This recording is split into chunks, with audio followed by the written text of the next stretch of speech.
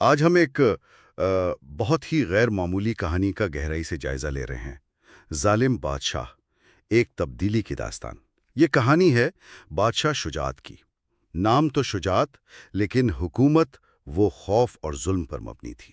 جی بالکل، اور یہ کہانی خاص طور پر یہ دکھاتی ہے کہ کیسے بچپن کا کوئی شدید صدمہ، کوئی ٹراما انسان کی پوری شخصیت کو آپ کہہ لیں بگاڑ سکتا ہے۔ صحیح۔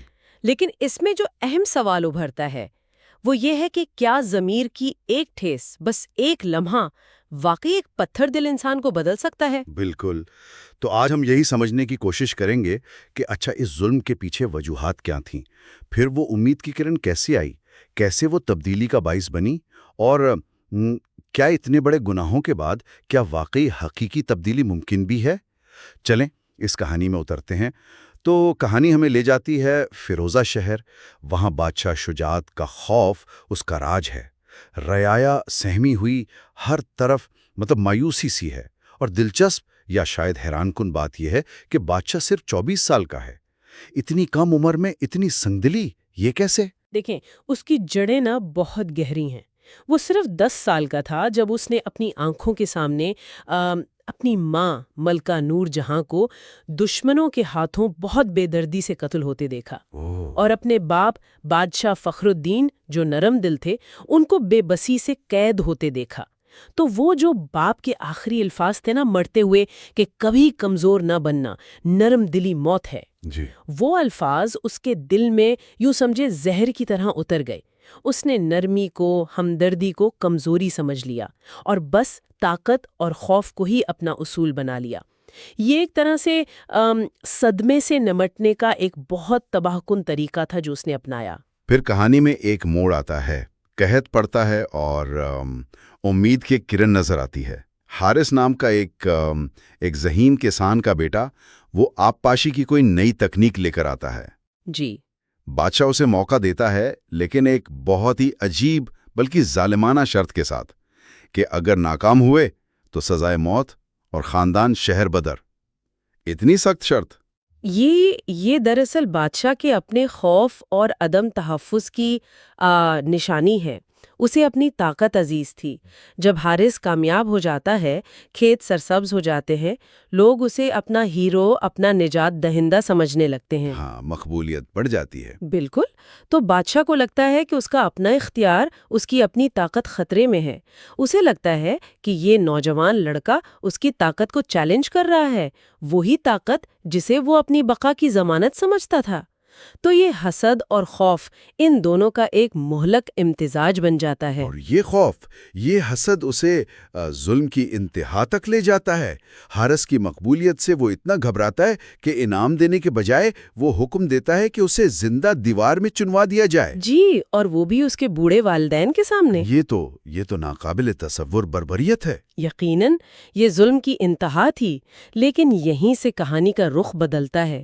وہ جو مرنے سے پہلے حارث کے الفاظ تھے نا، کیا کہا تھا اس نے؟ اس نے کہا، بادشاہ، تم نے ایک انسان کو مارا ہے، لیکن تم لوگوں کی امید کو نہیں مار سکتے۔ یہ الفاظ بادشاہ کے اندر وہ جو پتھر دل تھا اس پر اثر کر جاتے ہیں، کچھ توڑ دیتے ہیں۔ اور پھر اسی رات وہ ایک بھیانک خواب دیکھتا ہے۔ خواب میں اس کے مقتول والدین آتے ہیں اور اسے اس کے ظلم پر ملامت کرتے ہیں۔ تو یہ الفاظ اور وہ خواب، یہ دونوں مل کر اس کے سوئے ہوئے ضمیر پر آپ کہہ لیں پہلی دستک دیتے ہیں۔ اچھا، تو اگلی صبح واقعی کچھ بدلاوا ہے۔ بادشاہ حارث کے والدین کو بلاتا ہے، ان سے معافی مانگتا ہے، لیکن حارث کے والد کا جواب وہ تو اور بھی زیادہ گہرا ہے نا؟ جی ہاں، بہت متاثر کن جواب ہے۔ وہ کہتے ہیں، بادشاہ سلامت، تمہیں تمہارے ضمیر نے سزا دے دی ہے۔ میرا بیٹا مر کر بھی جیت گیا، اس کی موت رائے گاہ نہیں گئی، اس نے تمہیں بدل دیا، یہی اس کی کامیابی ہے۔ واہ! یہ الفاظ صرف معافی نہیں ہے، بلکہ یہ بادشاہ کو اس کی ذمہ داری کا، اس کے گناہ کی سنگینی کا احساس دلاتے ہیں، اور یہیں سے شجاعت کی توبہ کا، اس کی تبدیلی کا اصل اور بہت مشکل سفر شروع ہوتا ہے۔ اور یہ تبدیلی صرف باتوں تک نہیں رہتی، وہ واقعی عملی قدم اٹھاتا ہے۔ فوج کو حکم دیتا ہے کہ رعایا سے نرمی برتو، ظالمانہ ٹیکس ختم کرتا ہے، جو گھر تباہ ہوئے تھے انہیں دوبارہ بنواتا ہے، یتیم خانے، ہسپتال کھولتا ہے، انصاف کا نظام لاتا ہے۔ جی، اور یہاں تک کہ وہ بھیس بدل کر خود لوگوں کے دکھ درد جاننے نکلتا ہے۔ لیکن لوگوں کا اعتماد جیتنا وہ تو آسان نہیں رہا ہوگا۔ بالکل نہیں، اعتماد بحال ہونے میں وقت لگتا ہے۔ لوگوں کے دلوں سے خوف نکلنے میں، یقین آنے میں بہت وقت لگا۔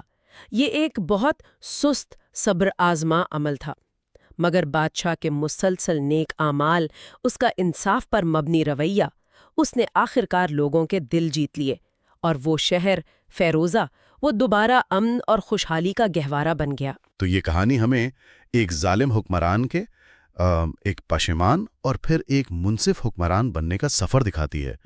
یہ بتاتی ہے کہ صدمہ کتنا تباکن ہو سکتا ہے، لیکن ساتھ ہی امید اور ضمیر کی آواز میں تبدیلی لانے کی کتنی طاقت ہے۔ بالکل، شجاعت کی یہ جو تبدیلی تھی، یہ بلا شبہ حارث کی قربانی سے جڑی ہوئی تھی۔